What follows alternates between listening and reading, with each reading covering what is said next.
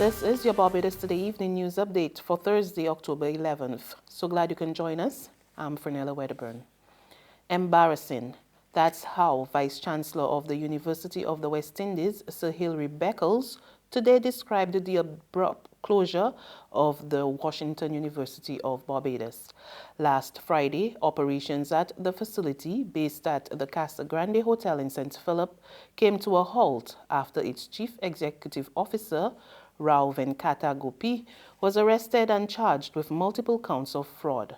Gopi, who is currently on remand at Her Majesty's Prison, Dodds, is also wanted by law enforcers in his native India.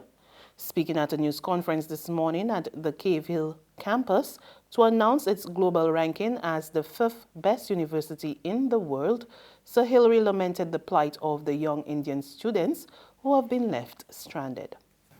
Anytime a university finds itself in a circumstance where it is before the law for losing track of the primary objective, which is to educate people.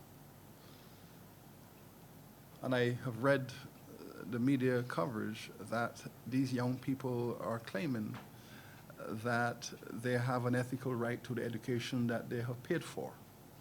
And my heart goes out to those young people. I am in deep sympathy with them. It is unfortunate that this circumstance has developed. In other news this Thursday, a truck crashed into 2 homes at Woodbourne, St. Philip, leaving significant damage behind. However, no one was injured in the accident, which occurred around 11:30 this morning. Homeowner Kayla Arlene told Barbados Today she heard a loud bang, only to discover the truck had knocked out the front of her home and damaged her car. She's estimating that it will cost thousands to rebuild. Meanwhile, her neighbor, Lennon Brown, says the truck had damaged his water and gas meters and the step leading to his home. Police are continuing investigations. Government has set up an independent subcommittee with the Social Partnership that will monitor whether the country is on track with targets under the Barbados Economic Recovery and Transformation Plan. This announcement today from Prime Minister Mottley, who disclosed that the co-chairs of the Monitoring Committee will be Chairman of the Barbados Private Sector Association, Edward Clark, and General Secretary of the Barbados Workers' Union, Senator Tony Moore. She added that the subcommittee would be made up of 3 persons, each from the labor union and the private sector, as well as an independent representative from the Barbados Creditors Group. Ms. Mottley said government will not be a part of the committee, which is expected to report to the full social partnership and to the public of Barbados. The subcommittee will begin its work in mid-November. Meantime, Prime Minister Mottley says the time has come for the region to slash its massive food import bill. In fact, she's proposing a 25% reduction over the next 5 years. Addressing the opening of the Caribbean Week of Agriculture at the Lloyd Erskine Sandyford Center last night, she said the region cannot afford to play with food security given its vulnerability to natural disasters. Mottley cried shame that the region was spending $4 billion annually on food imports.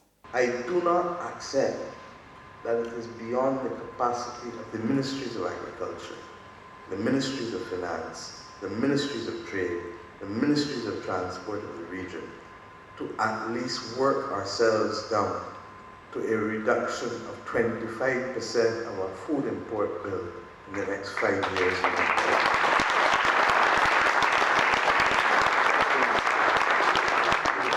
We cannot be serious about protecting our interests if we do not set ourselves that simple target. I've not said to reduce it by 50%. I've not said as much as I would like to see that. But it must be within our capacity to make a habit of success. And the habit of success means reduction and not increase of that bill. Key players in the international business and financial services sectors are hoping the government will stick to its promises to modernize the public sector and make it easier to do business here. In fact, they suggest such efforts will help to spur growth. At a news conference this morning, Executive Director of the Barbados International Business Association, Henderson Holmes, said they were optimistic that the proposed reform under the Barbados Economic Recovery and Transformation Plan will help to improve efficiency and cut costs. We've always known that the growth of the international business sector depends substantially on what we can do here to make Barbados more attractive as a national business jurisdiction. And I think when we listen to the Prime Minister, she's saying the right things. She's talking, for example, not about just transforming the public sector, but about modernizing it. And just yesterday when we attended the social partnership meeting, she emphasized that again, and she actually talked about a few things that she's going to be doing. There's regional and international news after this short break.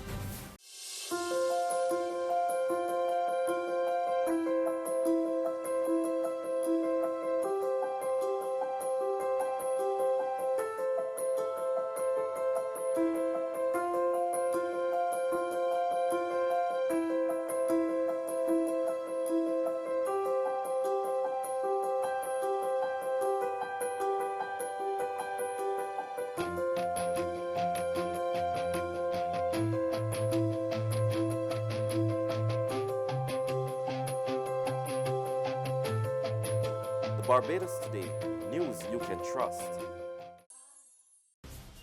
To regional news now in Grenada, the drug control officer in the Drug Control Secretariat, Dave Alexander, says immediate steps must be taken to curb the level of alcohol intake by Grenadians. More in this report from GBN Television. The World Health Organization is projecting an increase in total alcohol consumption for Grenada, 9.4 liters in 2020 and 9.6 liters in 2025. Alexander explains that the lengthy process of data collection and the periodic 4-year releases by the World Health Organization enables a deeper reflection on the trends associated with alcohol consumption. One of the things we realize in our setting in Grenada and the Caribbean, we drink heavily at a particular setting. So you go to a party, let's say Friday night, let's say between 11 p.m. to 2 a.m. or 3 a.m.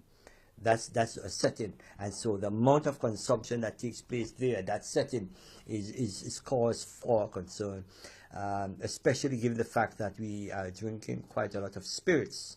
According to the report, unrecorded alcohol per capita stands at 1.4%, up from 0.7% in 2014. The drug control officer says this is expected to rise with the increases in tax on alcoholic products. And further afield, Hurricane Michael shattered coastal towns in Florida.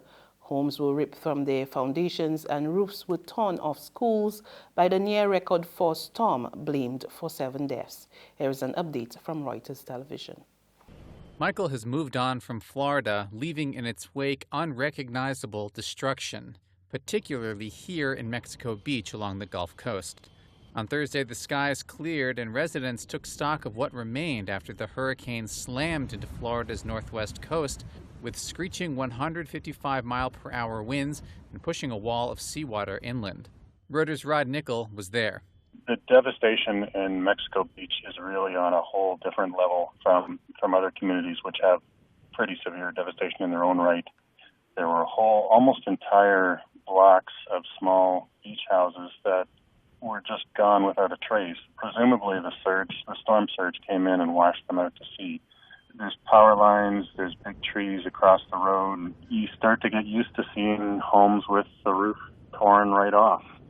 And people aren't so much, the ones that I spoke with, they're not so much talking about rebuilding just yet. They're just really in a bit of shock, coming back and seeing this, or in some cases having, had a terrifying day yesterday that they survived. People like the Hansons. It's pretty devastating. Like, everybody we know lost their house. Everybody. And our jobs. And did you guys evacuate? No, we stayed. we stayed in our home. And that's news, but for the very latest, visit our website at www.barbadostoday.bb. You can also subscribe to our e-paper, email updates, and like us on Facebook, and sign up for our breaking news alerts via WhatsApp. You're also on Izumi Media and bus terminals, as well as screenplay at supermarkets and gas stations near you. And you can also hear us on Mix 96.9 FM. I'm Fernella Wedderburn. Good evening.